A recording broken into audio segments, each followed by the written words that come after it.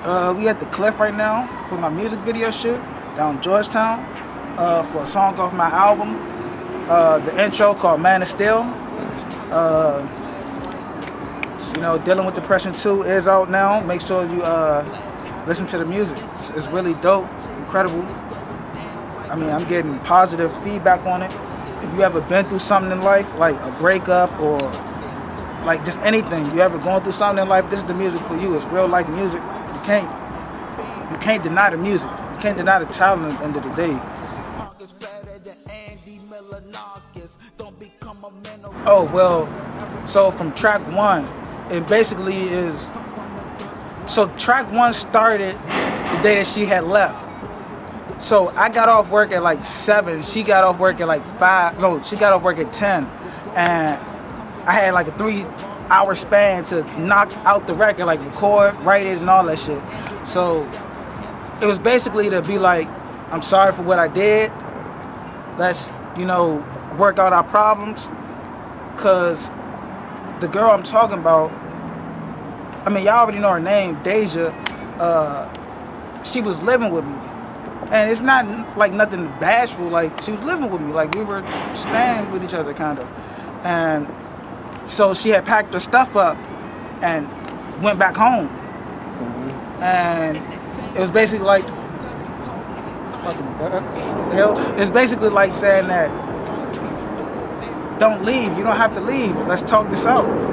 So that's why the first lyric is, I know she's tired of all the apologies. I was apologizing for when I just should have just been, okay, cool, I did wrong, let's talk it out and let's go on. Like real grown people are supposed to do, but it didn't happen like that. How you supposed to do that when you can't give up your pride? Bitch, kill yourself. Well, the time to complete the album, it was really 3 weeks. I did the first 8 songs in 3 weeks. Yeah. I was stuck on 2 EDM records. That's number 8 and number 9. Yeah. I was stuck on those records for the next 3 weeks. So I was stuck on those 2 songs for 3 weeks. So I'll say 3 to 6 weeks. Like 6 weeks. My favorite 2 songs that I think people should really listen to, that really describes what's going on, is Devotion and Weather the Storm. A lot of people love Weather the Storm. That's track 10. The last one. Like the whole concept is dope. From Weather the Storm. I wrote it when it was like thunder and lightning, and it was raining hard. So I wrote it from that angle of, I'm in the storm. Like I'm actually in the storm. So I wrote it as like that. And Devotion, that was just basically like, I'm here to fight for your love. Like I'm here to fight for your love no matter if it takes 3 months down the line for you to finally realize that, okay, nah, this nigga, he really was on his shit. Like he really wanted to make this shit work. Cause that's what I really wanted. Like I didn't want me and her to break up. Dezzy, I didn't want me and you to break up. Like it's petty. It was petty, the reason of us breaking up. Like it's so immature that it's immature. She heard the project and she texted me and she said that she loves the project. She loved it and she actually said thank you. So I guess the apology went through, but it's still not the same because actually I'll say that for the next couple questions. So I made the project going into it as trying to win her back over, because at the end of the day, I know what I did, it was fucked up. Especially to a person that you're supposed to be in love with. I know that I was fucked up on my behalf. So I wrote it to be like, I'm sorry that I did what I did. Here you go, this is for you. These 10 songs are for you. Like even, like these is for you. And at the end of the day, we can work through whatever. You don't have to be so hostile towards me as a person. Like you don't have to feel as though you can't talk to me, because at the end of the day, we were best friends. Like you don't have to block that out because of something that happened in the past. You have to let go of that. So I wrote the album to be like, okay, this is closure. Let's get over that one chapter that we, like a storybook. This is the bad chapter. Yeah. We can get over this. We can get over this hump. But it's up to you because I don't have no ill will towards you. Like I don't have nothing bad to say about you. You on Twitter, you know, dirty laundry, just going crazy. I don't have no dirty laundry to say about you. Nothing you would say would make me disrespect you. You know what I'm saying? Like, it don't have to go that far, cause it's pointless. Like, you get me, bro? Like, this shit is pointless. Like, we don't have to be at each other's throats. For what? I'm still cool with you. I did what I did, and it was wrong. I apologized for it countless times, and you know I did. But you have to be woman enough to, when I say forgive me, forgive, and move on from that. Okay, that whatever happened, happened.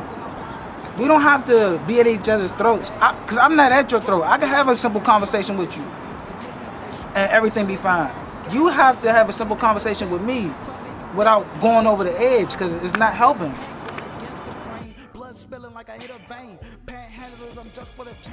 So Dealing with Depression Part 1, that was basically me saying, after I lost my father, my life went downhill from my own eyes because I lost my hero, so I didn't have nothing to live for. I had nothing to fight for. I rarely had family. I rarely had people I can turn to, and that's what Dezzy was. She was that person I could turn to. She was like, you know, my support, my family, my, you know, your soulmate. Mm-hmm. You know what I'm saying? But, so Dealing with Depression 1 was me trying to cultivate with losing a father, figure that I lost when I was 13. And I just still had so much tension bottled up in me to try to get that project out. So now that I knocked out that project of me losing my father, I'm better as a person. Like, I can do more things with the without a heavy heart. You know what I'm saying? I mean, but it's another project in there also that really describes a situation, and that's Realest Shit I Ever Wrote. Yeah. That also, it's basically like a 2009 version of me trying to find myself as a person. Mm-hmm. So I say, but my best project, the best music that I make is soulful hip hop, like real 90s era boom bap, just bars, just rapping. That's the shit that I like making. And I love making, I'm a musician, I love making every kind of music. It don't matter if I'm rapping on a jazz beat, it don't matter if I'm rapping on a homeless man banging on trash cans, like being a drummer. It don't matter, I do everything. Like, I rap on some rock shit. I'm not a singer. I'll fuck around. I'm singing on track 7. Like, what's it called? It's called I'll Do Whatever. Like, I'm singing to her, like, basically, like, I'll do whatever to get you back. Like, you don't have to do this. I'll do whatever to win your heart, win your love back over.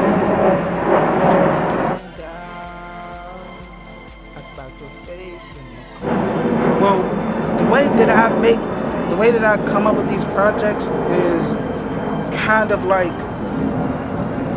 I have to be going through something. Yeah. So like, hopefully, like this right? No, it's no. I don't want to go. I don't want to do it. I don't want to go through this because I feel you. This is like dark. It's dark music. Like, this music is so dark. It's shit that you don't have. Since I don't have a person that I can talk to. I don't have that kind of person around me. I don't have a best friend. I feel as though I don't have a mother that I can turn to. Like I said, I don't have a father. I feel as though people really don't understand me. Like, I feel like an outcast and an outsider in life. And a lot of people feel like that. A lot of people feel like that. A lot of people, bro. So it's like, I don't want to make a part 3.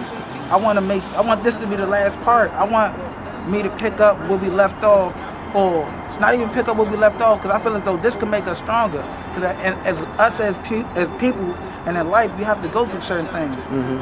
And to get over obstacles, you got to get over obstacles.